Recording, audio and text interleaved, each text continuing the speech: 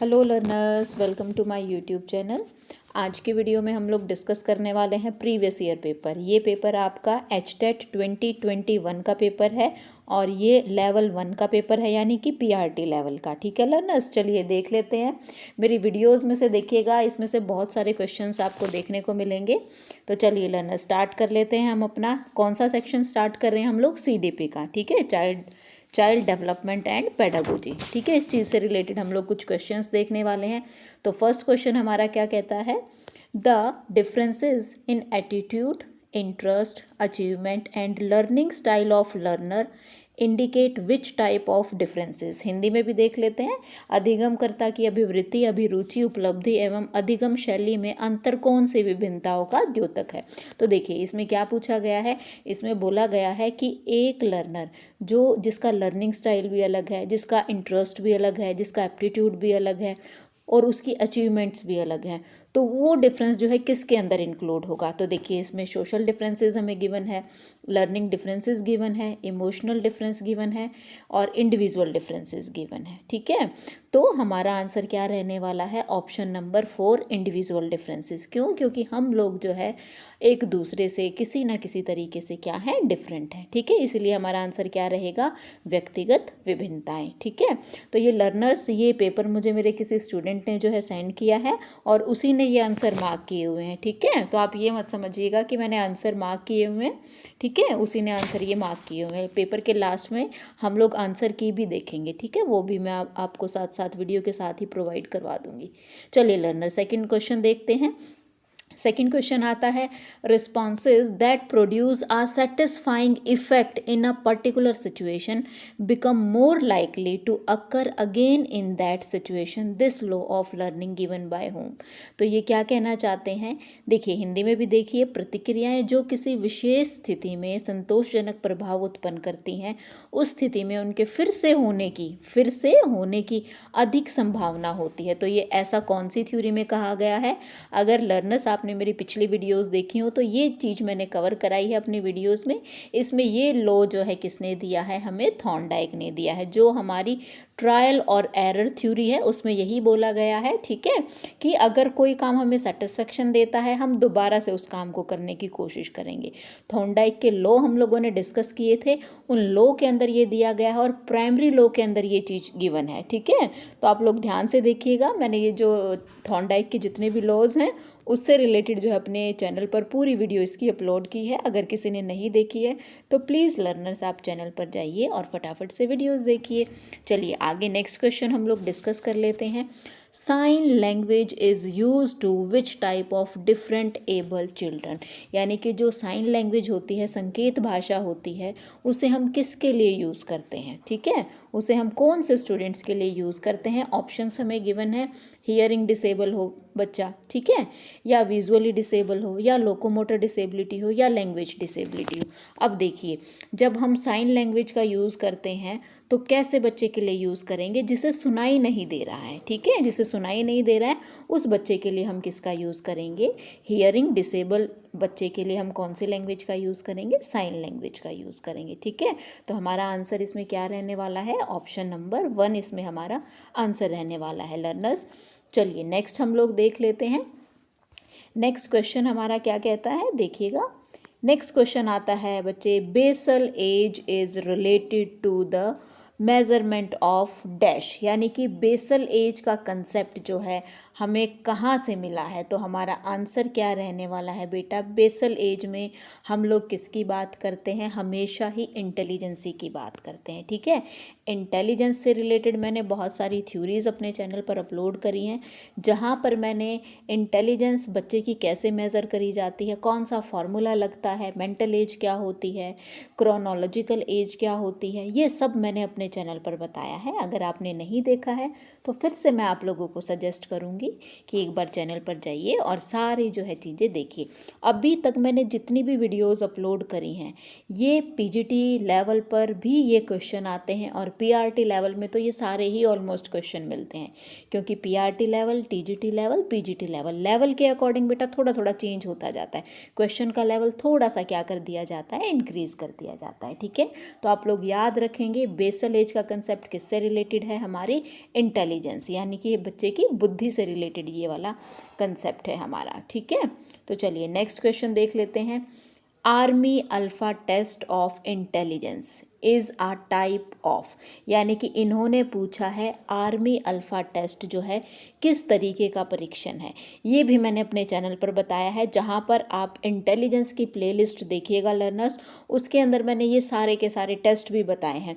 और इंटेलिजेंस से हर साल 2 या 3 नंबर का क्वेश्चन पक्का आता है हर एग्ज़ाम में, चाहे वो पीआरटी है, पीजीटी है या टीजीटी है, कोई भी लेवल है लर्नर्स। ठीक है, तो चलिए थोड़ा सा फटाफट डिस्कस करते हैं, क्योंकि वीडियो बहुत लंबी हो जाएगी। फिर अगर वीडियो लंबी होती है तो आप लोगों का इंटरेस्ट कम बनता है। ठीक है, तो चलिए हमारा इसका आंसर क्या रहने वाला है। आर्मी अल्फा टेस्ट हमारा कैसा टेस्ट है, वर्बल टेस्ट है।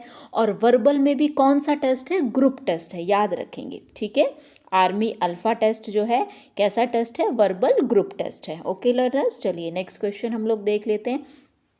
According to Erikson theory of psychosocial development, which stage is related to the age of 6 to 12 years? ठीक है, 6 से 12 साल के बच्चे की जो है आयु मतलब कैसी है, कौन सी अवस्था है, ऐसा किसने माना है, एरिक्सन थ्योरी। तो सबसे पहले आपका क्वेश्चन एक यहीं से रेडी हो गया।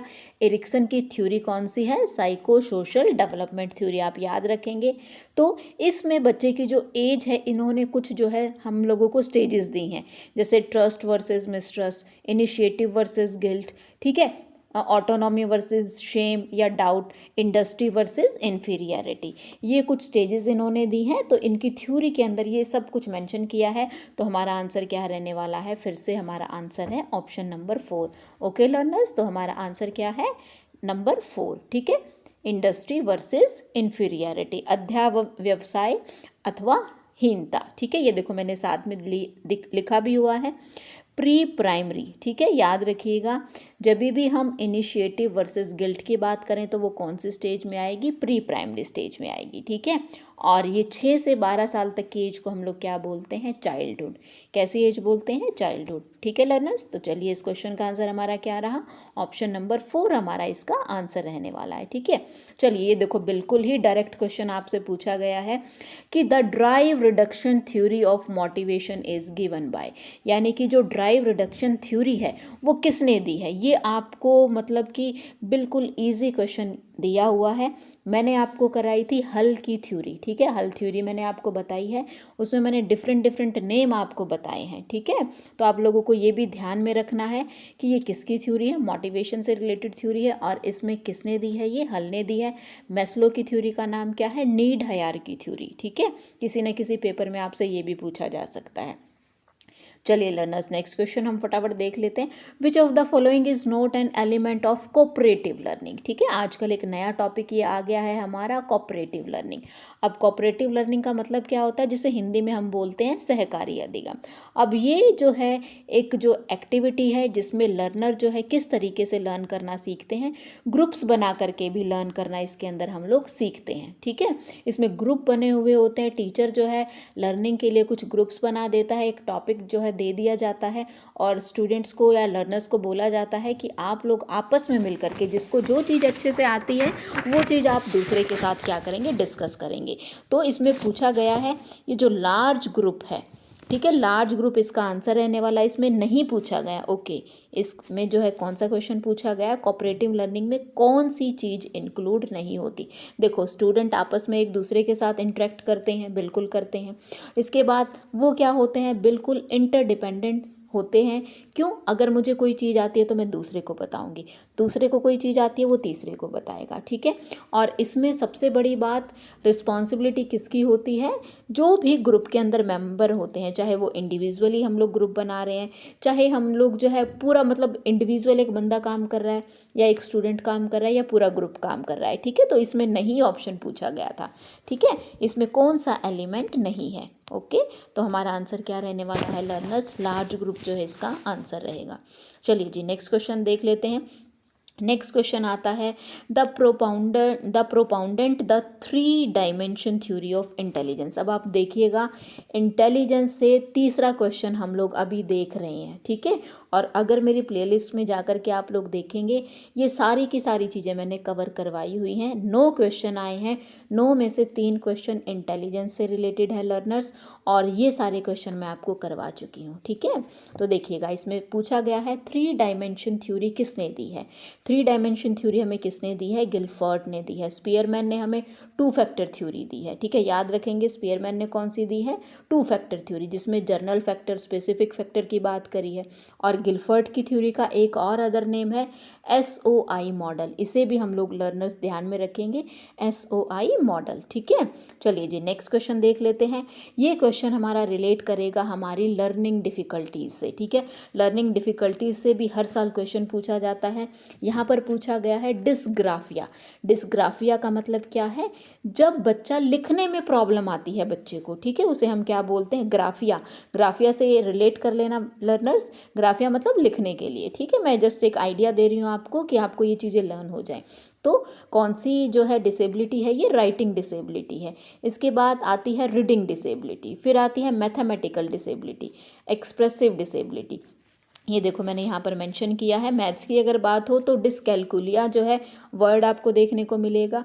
और जब हम एक्सप्रेस नहीं कर पा रहे हैं चीज़ों को, तो हमें मिलेगा या तो अफेजिया मिलेगा या डिस्फेजिया मिलेगा, ठीक है।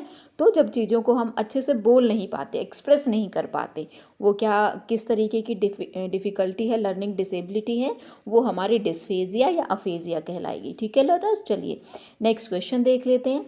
नेक्स्ट क्वेश्चन हमारा आता है 11th क्वेश्चन, ठीक है। अब देखिए, ये क्वेश्चन किस चीज़ से रिलेटेड है? कोलबर्ग की थ्योरी से रिलेटेड है। और कोलबर्ग हमारे किस चीज़ से रिलेट करते हैं? हमारी मोरल डेवलपमेंट से, ठीक है। याद रखेंगे लर्नर्स, कोलबर्ग किस चीज़ से रिलेट करते हैं? मोरल डेवलपमेंट से। क्वेश्चन क्या आता है?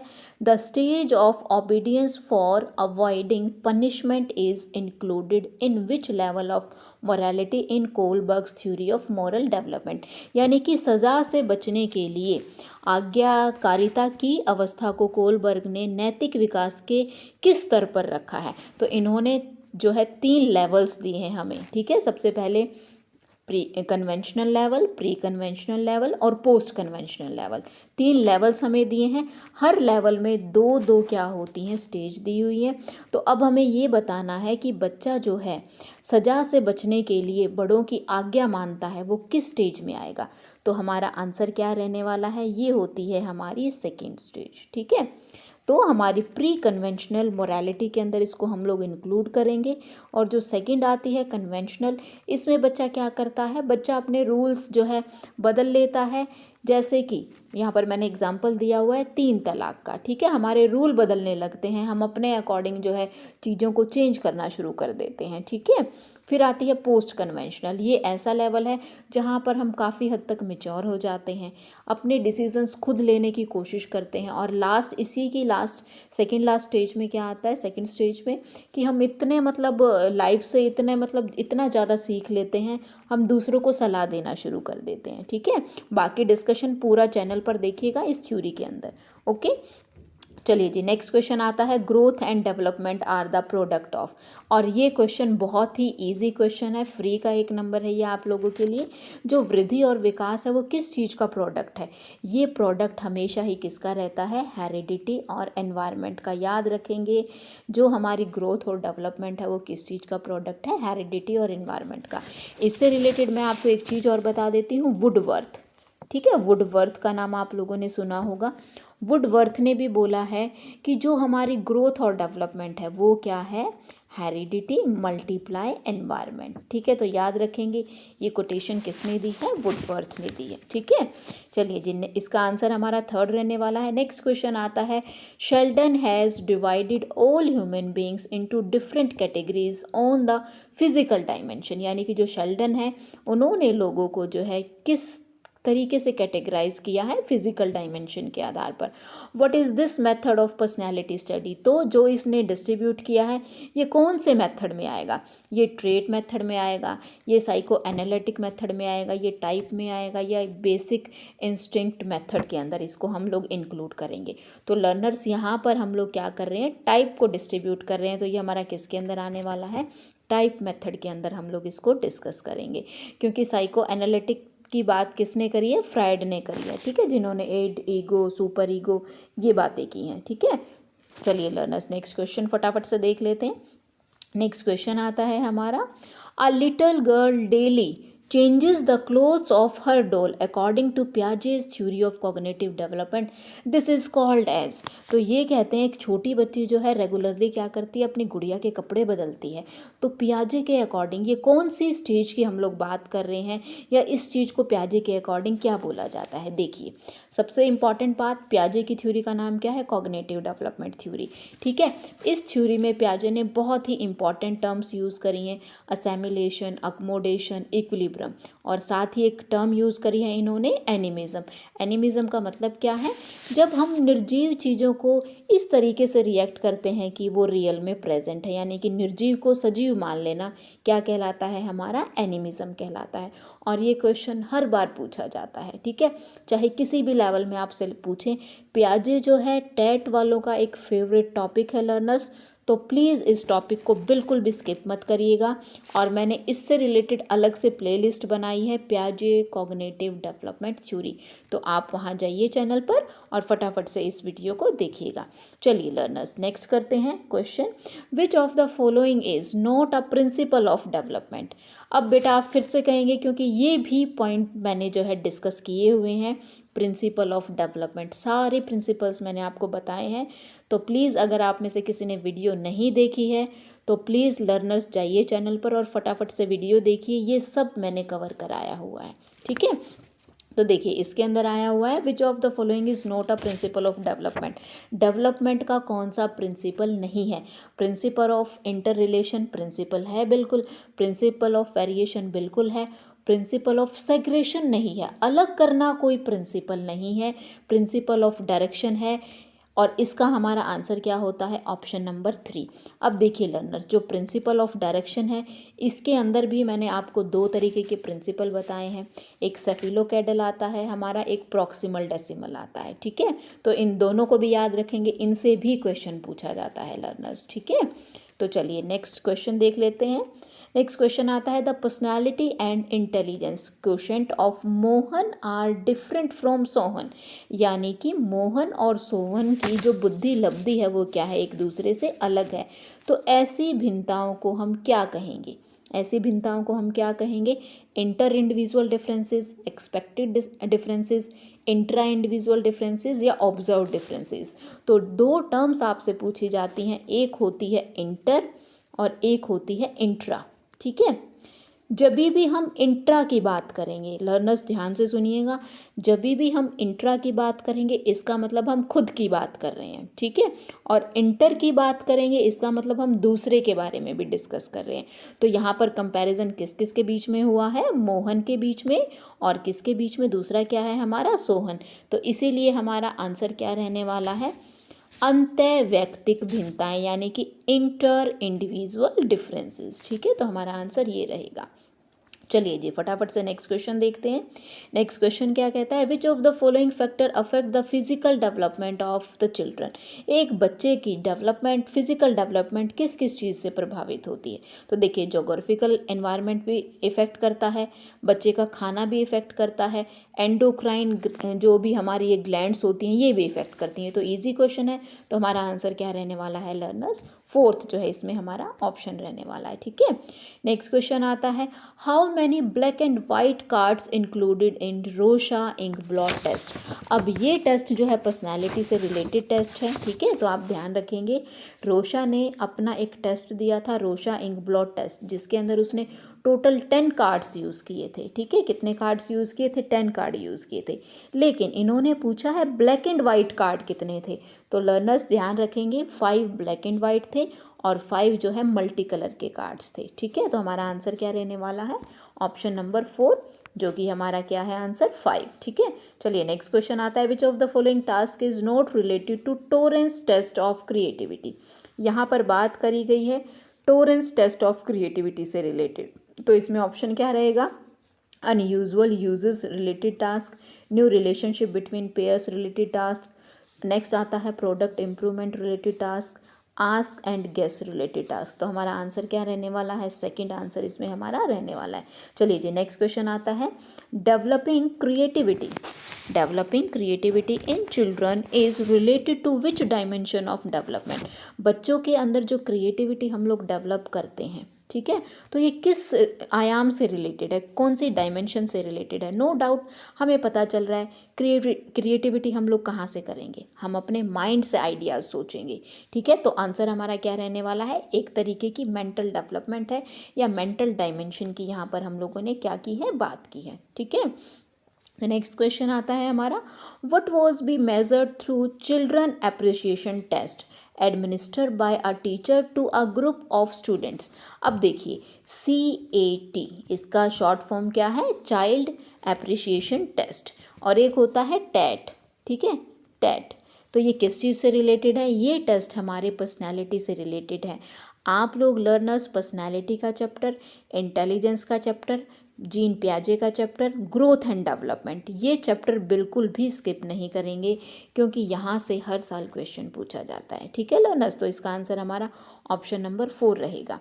नेक्स्ट क्वेश्चन पर आते हैं। नेक्स्ट क्वेश्चन क्या कहता है हमारा, विच of the following pair is incorrect. अब यहाँ से इनकरेक्ट पेयर की बात की गई है, तो सबसे पहले आता है एस्केप, फियर, ये बिल्कुल राइट है। जब हम जो है मतलब घबराए हुए होते हैं तो हम उस चीज़ से भागने की कोशिश करते हैं, बिल्कुल सही। नेक्स्ट आता है क्यूरियोसिटी और वंडर, बिल्कुल, कोई चीज़ किसी चीज़ को जानने के लिए हम क्यूरियस होते हैं तो हमें आश्चर्य होता है। अपील और डिस्ट्रेस, अपील का मतलब क्या है, हम लोग जब मतलब डिस्ट्रेस में होते हैं या विषाद जिसे बोला जाता है उसमें होते हैं, तो हम लोग जो है कुछ ना कुछ एक दूसरे के साथ मतलब अपील करने की कोशिश करते हैं, ये भी हमारा ऑप्शन ठीक है। लेकिन ये ऑप्शन हमारा जो है क्या है, गलत है। ठीक है, इसमें क्या बोला गया है, जब हम गुस्से में होते हैं तो हम रिपल्शन में नहीं होते हैं। जब हमें गुस्सा आता है तो हम नहीं सोचते हम क्या बोल रहे हैं, क्या ठीक कर रहे हैं, क्या गलत कर रहे हैं। तो हमारा आंसर क्या रहने वाला है, option number second. Okay learners, तो हमारा आंसर है option number second. Next question आता है, a teacher taught to the students that plural of girl is girls. ठीक है, with this learning the student make plural of women is women's।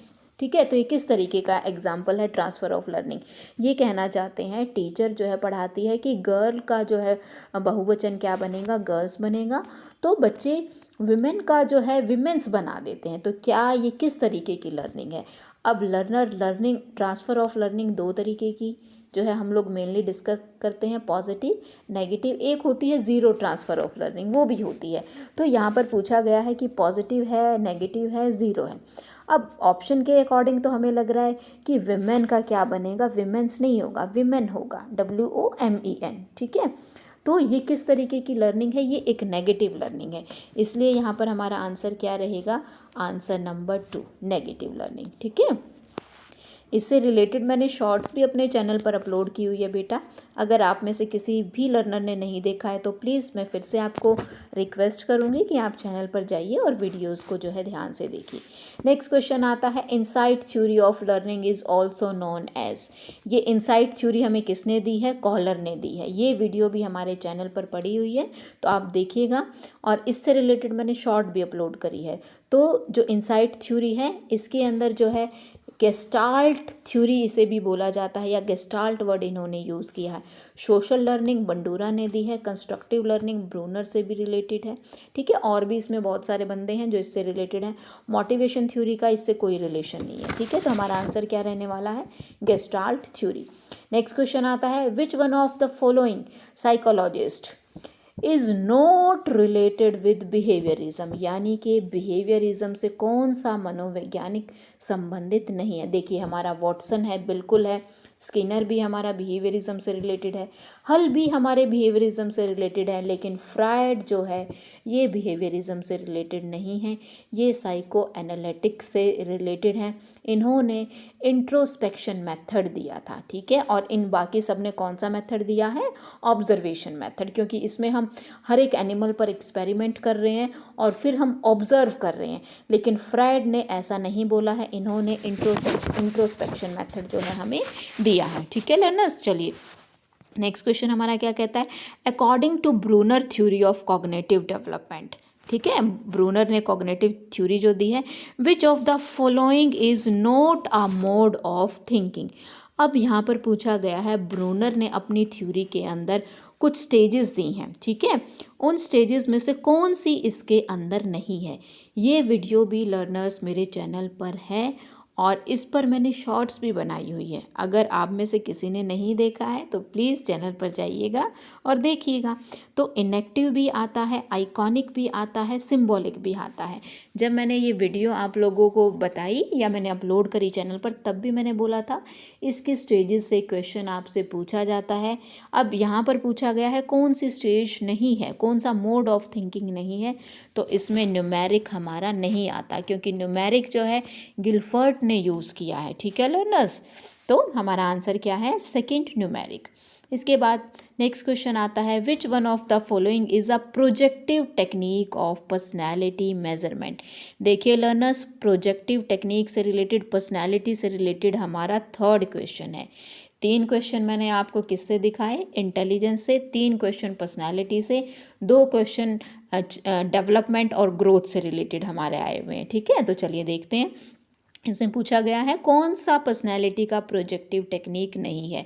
देखिए interview आता है, ऑटोबायोग्राफी आता है, ऑब्जर्वेशन आता है, प्ले और ड्रामा, कोई भी टेक्निक हमारी यहाँ पर नहीं है प्रोजेक्टिव टेक्निक्स में।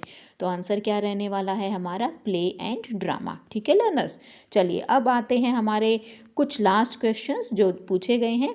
विच of the following is not a learner centre teaching learning style. भाई लर्नर से रिलेटेड जो है, लर्नर केंद्रित मतलब कौन सा अधिगम या व्यू रचना नहीं है। देखिए कोऑपरेटिव लर्निंग में भी लर्नर सीखने की कोशिश करता है, बिल्कुल करता है। प्रॉब्लम सॉल्विंग में भी कोशिश करता है, प्रोजेक्ट में भी करता है, लेकिन लेक्चर किससे रिलेटेड है? टीचर सेंटर्ड है लेक्चर हमारा। तो हमारा आंसर क्या रहने वाला है? Lecture, okay. चलिए नेक्स्ट क्वेश्चन आता है, which of the following is not an initiate motive, इनेट motive. इनेट का मतलब जन्मजात जिसे बोलते हैं, बाय बर्थ जो है। तो देखिए हमें भूख लगती है, बिल्कुल लगती है। सोना, नींद हमें आती है, बिल्कुल आती है। कहीं चोट लग जाती है तो जो है पेन भी होता है, उसे भी हम लोग अवॉइड करने की कोशिश करते हैं। कई बार छोटी सी चोट लगती है, अवॉइड कर देते हैं। लेकिन जो हमारी अचीवमेंट है वो इसके अंदर इंक्लूड नहीं होती, क्योंकि ये हम जैसे जैसे सीखते हैं वैसे वैसे करना शुरू करते हैं। तो हमारा आंसर क्या रहने वाला है लर्नर्स? फोर्थ ऑप्शन, ठीक है। और आज का हमारा लास्ट क्वेश्चन और बिल्कुल इजी क्वेश्चन, ये फोर्थ क्वेश्चन आ गया है हमारा किससे? इंटेलिजेंस से। तो याद रखिएगा लर्नर, ठीक है, लर्निंग से रिलेटेड, ठीक है, इंटेलिजेंस से रिलेटेड हमारा क्वेश्चन है। तो क्वेश्चन क्या कहता है? The group factor theory of intelligence is given by which psychologist. तो ग्रुप फैक्टर थ्योरी हमें किसने दी है? थ्रस्टन और कैली ने। किसने दी है लर्नर्स? थ्रस्टन और कैली ने। ये फैक्चुअल क्वेश्चन था जिसे हम चेंज नहीं कर सकते। तो ओके लर्नर्स, आज के लिए हम लोग इतना ही डिस्कस करेंगे। आज मैंने 30 क्वेश्चन डिस्कस किए हैं आप लोगों के साथ, और ये वो क्वेश्चन है जो आपका 2021 में पीआरटी से रिलेटेड क्वेश्चन आए हुए हैं, लेवल 1 के क्वेश्चन थे। होप सो आपको मेरी वीडियो अच्छी लगी हो, ठीक है। अगर आपको अच्छी लगी है तो प्लीज़ मेरे चैनल को लाइक करिए, मेरी वीडियो को भी लाइक करिए, चैनल को सब्सक्राइब करिए। कोई भी सजेशन हो तो प्लीज़ कमेंट करिए। ओके लर्नर्स, बाय बाय, मिलते हैं नेक्स्ट